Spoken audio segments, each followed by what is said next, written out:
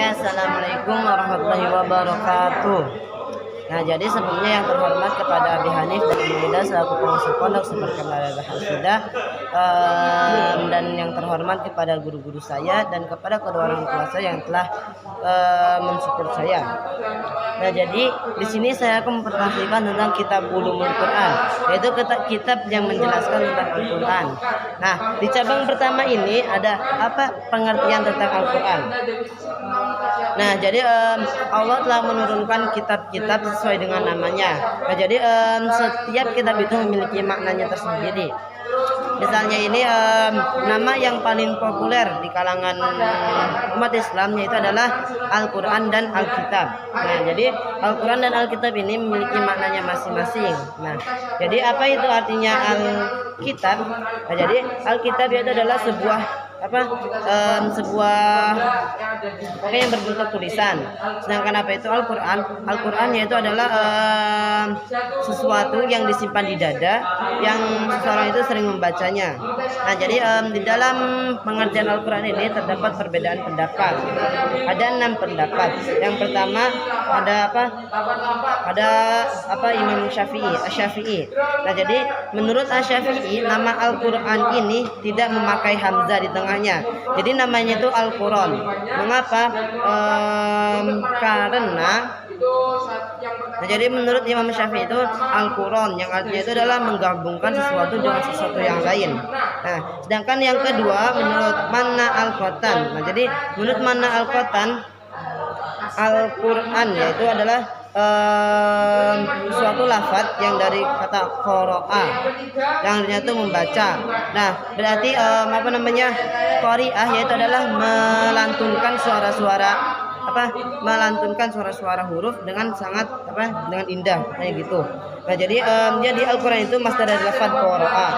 Kemudian ada juga menurut Muhammad Arqon. Menurut Muhammad Arqon yaitu adalah jadi Al-Quran ya.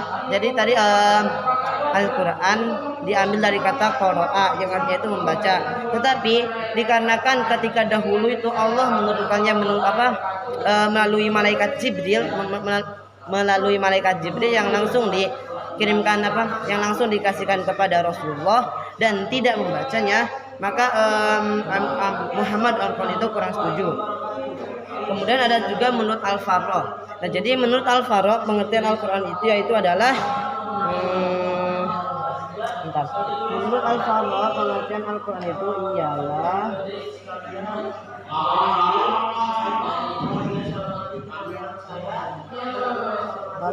menurut Al-Farra Al-Quran ini adalah suatu pecahan. Jadi Al-Quran nunnya itu nunnya itu berpisah dengan kata Al-Quran. Kemudian menurut sarjana barat Al-Quran ini diambil dari kata keryan atau kiryana atau kiryani yang artinya itu membaca. Sedangkan menurut Al-Lihyani kalau nggak salah, menurut Al-Lihyani menurut Al-Lihyani Al-Quran ini ditulis dengan huruf hamzah di tengahnya, yaitu dibaca Al-Quran. Nah, lanjut materi yang kedua yaitu hikmah diturunkannya Al-Quran berangsur-angsur. Nah, jadi telah kita ketahui bahwa Al-Quran itu diturunkan selama Al-Quran diturunkan berapa tahun, berapa bulan, berapa hari, berapa jam? Itu pokoknya 22 tahun, 2 bulan, pokoknya 22 gitu lah. 22 tahun, 2 bulan, 22 hari. Ya, gitu. 22 tahun, 2 bulan, 22 hari. Nah, oleh karena itu hikmah dibalik mengapa Al-Quran itu diturunkan berangsur-angsur, lebih tepatnya mengapa Al-Quran itu diturunkan 22 tahun, 2 bulan, 22 hari, entah berapa jam, entah berapa menit.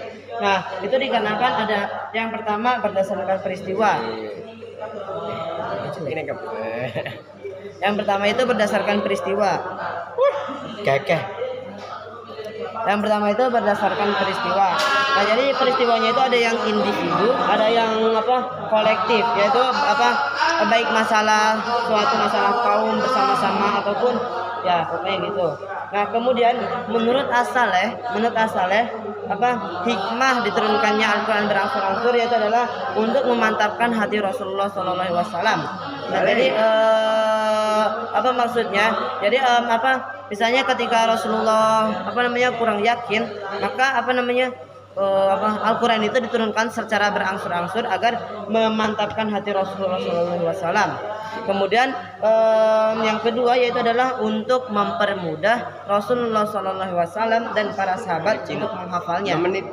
Nah, jadi misalnya kalau diturunkan langsung sekaligus 30 juz, maka sangat sulit bagi Rasulullah dan sahabatnya untuk menghafal 30 juz tersebut. Tambah memahami makna-maknanya, tambah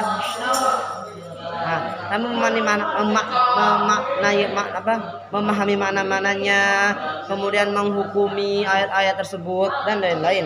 Nah, kemudian menurut menurut Mana Al-Khalil, siapa itu? Nah, jadi Al-Quran itu hikmahnya Al-Quran turun berangsur-angsur itu ada 5. Yang pertama itu untuk meneguhkan hati Rasulullah SAW. Nah, jadi diceritakan sebuah kisah yaitu ketika Nah, jadi manfaatnya itu untuk meneguhkan hati Rasulullah SAW.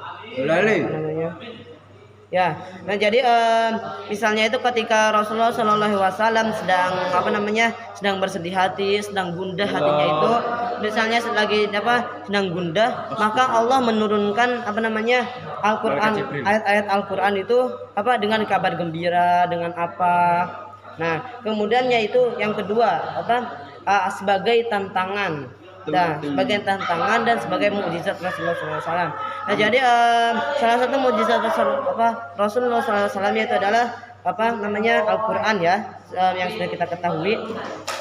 Aku juga udah punya. Enggak, ngetes doang buat nanti. Oh iya. Nah, kemudian sebagai tantangan. Nah, jadi misalnya itu ketika Rasulullah SAW itu berdakwah, nah sering ada pertanyaan-pertanyaan yang dilontarkan oleh orang-orang musyrik yang aneh-aneh untuk untuk ngedon sih bahasanya, untuk melemahkan Rasulullah SAW. Oleh karena itu turunnya berangsur-angsur untuk menjadi tantangan oleh Rasulullah SAW. Kemudian yang ketiga untuk mempermudah hafalan Rasulullah SAW dan sahabat-sahabatnya. Nah, jadi sudah yang kita ketahui di cabang sebelumnya. Jadi manfaatnya itu dikarenakan dahulu itu bangsa-bangsa zaman-zaman jahiliyah itu adalah salah satunya adalah ummi, tidak bisa membaca dan tidak bisa menulis, maka sangat sulit untuk menghafal Al-Quran. Oleh karena itu diturunkannya secara berangsur-angsur. Kemudian untuk sebagai peristiwa sebagai peristiwa aku pokoknya belum baca. Iklan Shopee COD. Nah, jadi untuk peristiwa, nah jadi misalnya itu kan apabila kita menemui agama baru, maka kita tidak akan mudah percaya. Nah, oleh karena itu diturunkan ayat-ayat yang mengandung peristiwa-peristiwa sebelum-sebelumnya, dan yang terakhir itu sebagai bukti bahwa Al-Quran diturunkan oleh Tuhan yang Maha Bijaksana. Terus kok 23 tahun sih di sini? Ya, pokoknya gitulah. Harusnya kan 22 tahun, 22 tahun 2 bulan 22 hari. Ya.